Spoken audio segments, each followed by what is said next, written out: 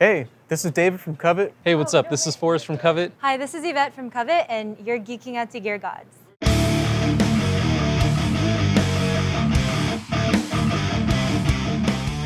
So, a lot of my sound comes from this bass, the 10-year-old Music Man Sterling, Active Electronics. Most things are in series. It's a fun X. Love that dude. And then, as you can see, I run through like a gajillion pedals. I got a whole lot going on here. I probably won't explain my entire signal path. I'm sure somebody, if they're committed enough, will go ahead and poke around. You'll probably notice I just had some intermittent issues with a pedal, so I took this Hoof Reaper fuzz out. I absolutely love this pedal. I'm really bummed I'm not going to have it for this show. It's a Soloson tone bender and a Big Muff and an Octavia, but it's like the Earthquaker iterations of those, and they're all jammed together in one box. Super out. You can have one on at a time or all three on at the same time. It's a pretty great box. I have a box of rock and the slightly tweaked sister pedal to it, the 59 sound. I really love that as just an overdrive sound for Covet. I never need that much distortion. I just need a little bit of woolliness sometimes. And the boost feature in this pedal allows me to retain the low end in my bass, which is really nice. I got the Digitech Whammy classic box.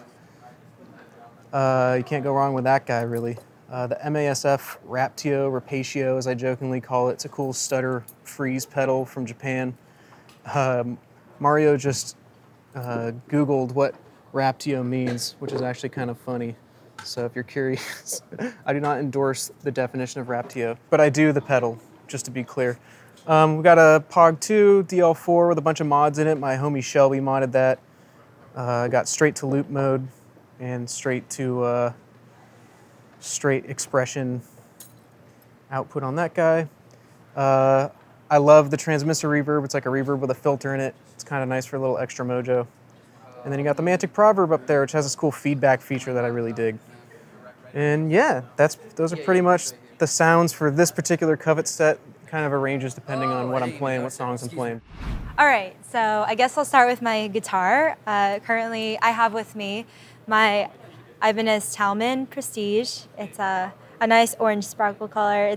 This is my Strat configuration one, but I've also got a pink one over there with a Tele configuration pickup, and then a Strandberg OS7. That's a CL7. My bad. Yeah, got all different pickups. Those are Sirs, those are Bill Lawrence hand-wound ones, and these are Seymour Duncans. And I think I'm probably gonna end up just having Seymour Duncans in all my guitars from now on because I really love these. I think they're the 5.2s if I'm not mistaken. Yeah, and then over to my board.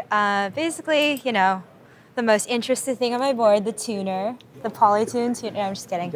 I got a EQ pedal here just because sometimes I find that when I'm playing different venues, it's nice to be able to EQ the sound because different venues sound different. Like some venues are just more bassy. There's more reflective walls in some venues, so I like to push down the low end. And it's also a way for me to kind of equalize my pickups because I noticed that the Strandberg pickups I have, the Sirs, tend to be a little more bassy.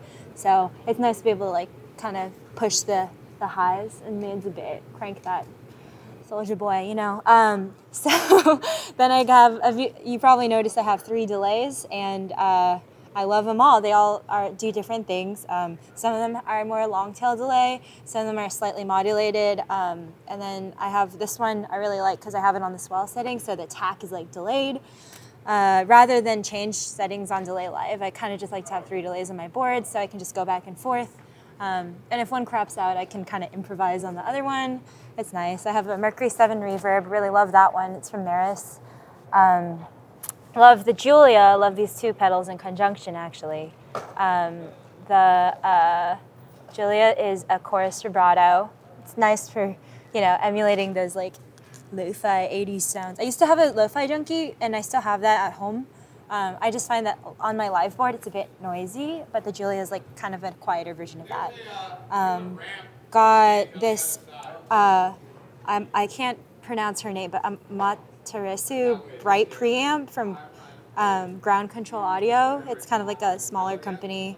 I really like this just because there's a dark setting and a bright setting, so for kind of an overdriven sound, I go with the dark and it kind of widens out everything. And then I have this compressor from Earthquaker, the Warden. It's on my entire set.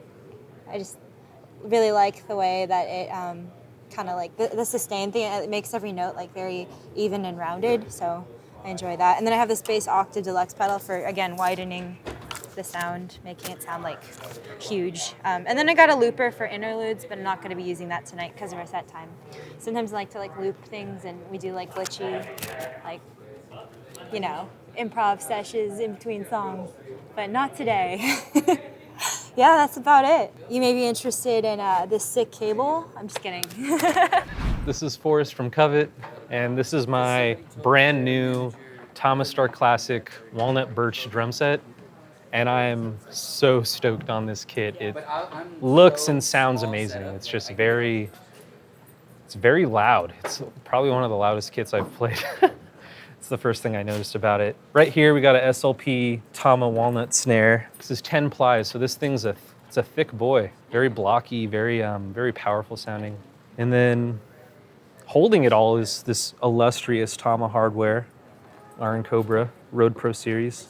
Does the job. This is an Iron Cobra Power Glide pedal. So the cam right here is at a slight angle. So it kind of whips the pedal into the head a little quicker than the rolling one, which is like a perfectly round cam. But on this, I got a regular classic beater.